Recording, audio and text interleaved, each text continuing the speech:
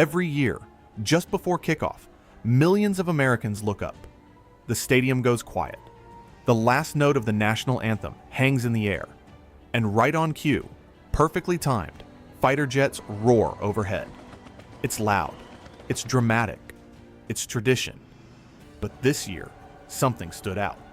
One of the most advanced fighter jets ever built, the F-22 Raptor, wasn't there. Was it maintenance issues? Budget constraints? A last-minute change? No. The Air Force gave a simple explanation: operational assignments. And that answer tells us more than it seems.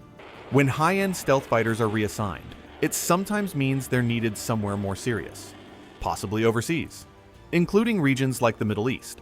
So, what really happened? In the weeks leading up to the game, promotional material showed silhouettes resembling F-22s. Aviation enthusiasts noticed immediately. The Raptor doesn't appear at every major event. When it does, it's deliberate.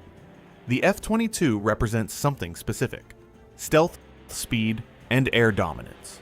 For many, its presence signals technological superiority. So when the official formation was announced, and the Raptors were missing, people started asking questions. What changed? When people hear operational assignments, they often think of global hotspots. One country that frequently comes up is Iran. The F-22 Raptor has deployed there multiple times in the past, not always to conduct strikes, but to provide air dominance, deterrence, and strategic signaling.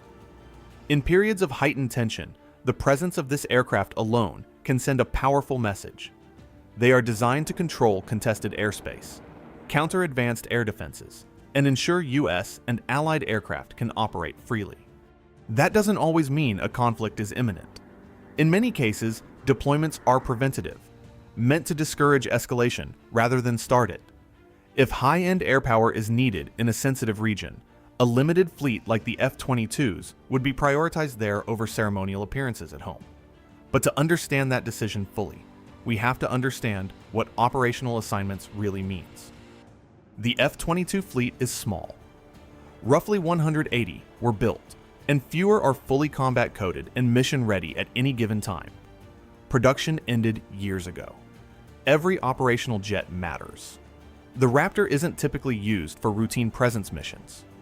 It's reserved for high-end scenarios: air superiority against advanced threats, strategic deterrence, and sensitive forward deployments.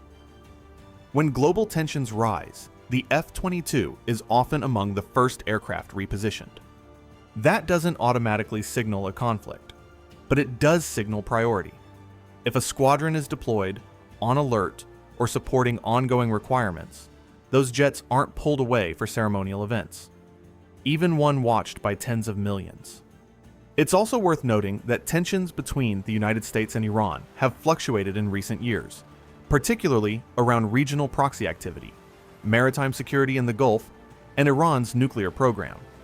In past periods of heightened tension, U.S. forces have repositioned high-end assets, including the F-22 Raptor, to reinforce deterrence and reassure allies. That kind of movement doesn't automatically signal an imminent strike.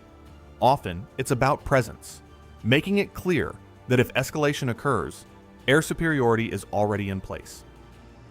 So, what do we make of the absence of the F-22 Raptor? Its absence doesn't automatically mean conflict. It doesn't confirm a strike. It doesn't necessarily signal a war plan. What it does show is prioritization. When a limited, high-demand platform like the F-22 isn't available for the most watched sporting event in America, it suggests those jets are serving a higher operational purpose. That could mean deployments. It could mean alert status. It could mean strategic positioning in regions where deterrence matters. The Super Bowl is a spectacle. Global force posture isn't. And sometimes, what isn't visible above a stadium says more than what is. Because if air dominance assets are being prioritized elsewhere, it means the mission comes first. Always. So, what do you think? Routine prioritization or something more? Let me know in the comments. Thank you for watching.